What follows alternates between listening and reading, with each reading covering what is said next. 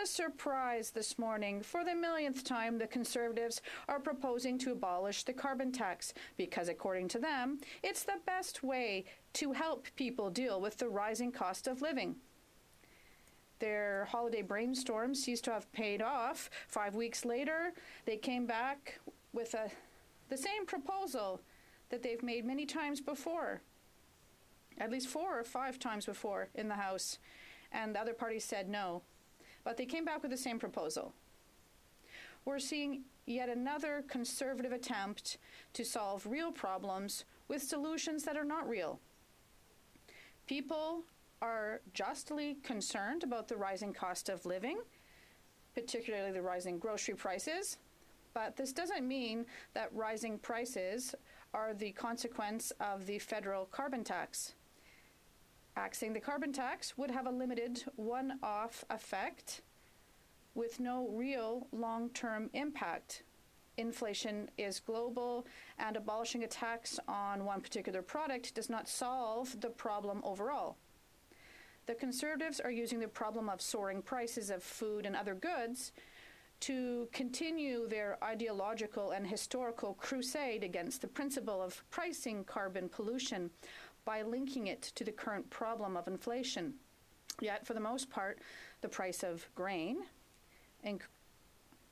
including meat, because livestock does feed on grain, is traded on the Chicago Truck Exchange. And it's hard to see how carbon pricing in the Canadian prairies, for example, has any impact on this stock exchange. Yet, of all the tools available to fight global warming, which today's Conservatives say they want to fight, pricing is probably the public policy approach that is the most compatible with their political philosophy. It is a market-based solution and not direct regulation. And Canada, as you know, Madam Speaker, pollution pricing is a system that varies across jurisdictions. Provinces and territories either adopt a pricing system tailored to their needs, or they follow the federal system, which includes a levy on fossil fuels and a performance-based system for industries. Note that this federal pricing system does not even apply to Quebec.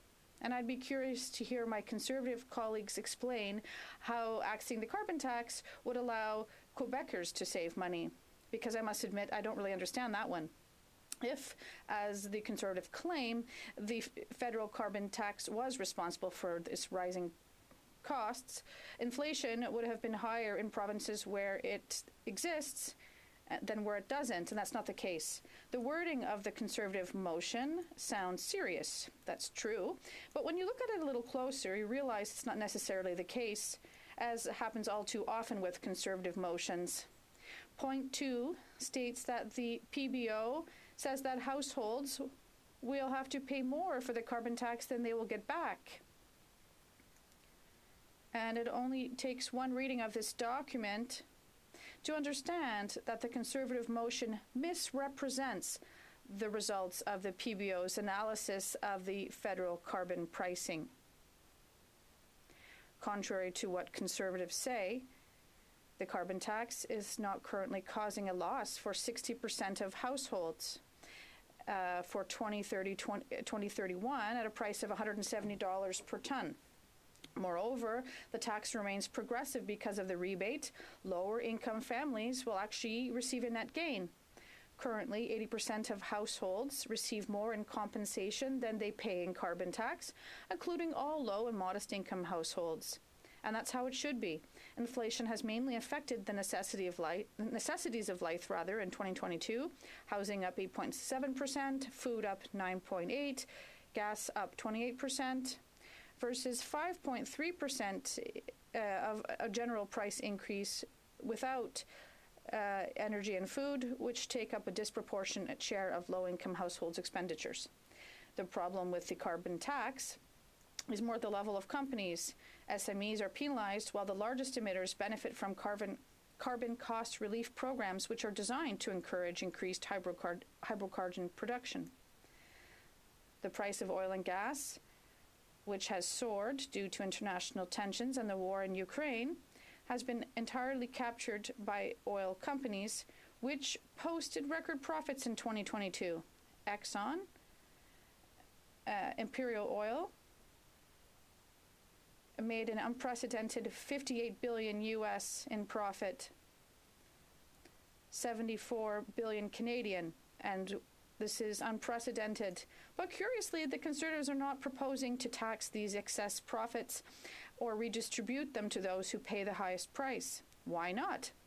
It seems this could help the people cope with inflation. Why should we let oil companies make billions on the backs of poor people who are struggling to pay their housing, groceries, and electricity bills? Late August, UN Secretary General Antonio Guterres denounced the greed of big oil and gas companies, which are making outrageous profits on the backs of the poorest at a massive cost to the climate. The Conservatives propose instead to exempt them from paying the carbon tax in their motion today. Remember that Canada's GHG emissions have increased by more than 20% since 1990, mainly due to emissions from the oil and gas sector. The real challenge is to create an economy that is sustainable and resilient, that creates wealth by respecting the limits of nature, and to transition to this new economy in a way that is fair to workers and families. This requires reflection and a search for solutions that are deeper and more complex than what is regularly offered by the Conservative rhetoric. We should also remember that most Conservative solutions have the effect of depriving the government of revenues. Yet this does not mean that household incomes will increase, nor does it mean that big business will pay its fair share of taxes or that banks or multinationals will cut their profit margins while people make sacrifices and see their purchasing power plummet. We said before, inflation is real, rampant, and widespread in everything from housing to food to cars. It requires more far-reaching and comprehensive measures than this populist posturing of the Conservative Party. Instead of spending their time trying to abolish measures that are intended to fight the climate crisis, I would like to see, Madam Speaker, the Conservatives propose concrete solutions to fight climate change. And this is like the abolition of the carbon tax. Well, it would probably never happen, at least not as long as the Liberal government is in place. So what we need to do as parliamentarians is to force the government to take more action to deal with the vagaries of the climate crisis. We never talk about it enough. There are obviously many solutions to help people through the unfortunate effects of inflation, and the Bloc has proposed several.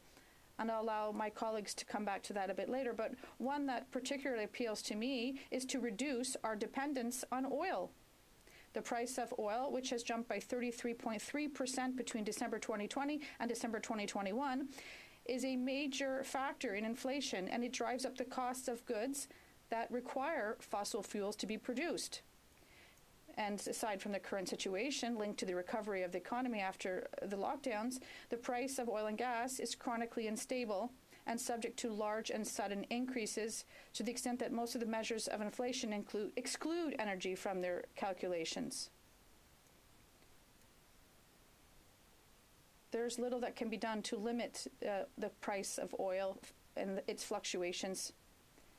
We need to be less exposed to such variations by reducing our dependence on oil and gas and accelerating our transition to renewable energy. In concrete terms, we need to accelerate the energy transition to protect our economy from sudden rises in the price of fossil fuels, and this can be done in several ways. And I invite the Conservatives to choose their favorite method. We could move to electric transportation, energy-efficient renovations. We could support companies that want to switch from oil and gas to renewable energy, or simply redirect financial flows to green economic development. There are many options, and these would have a real impact on people's wallets.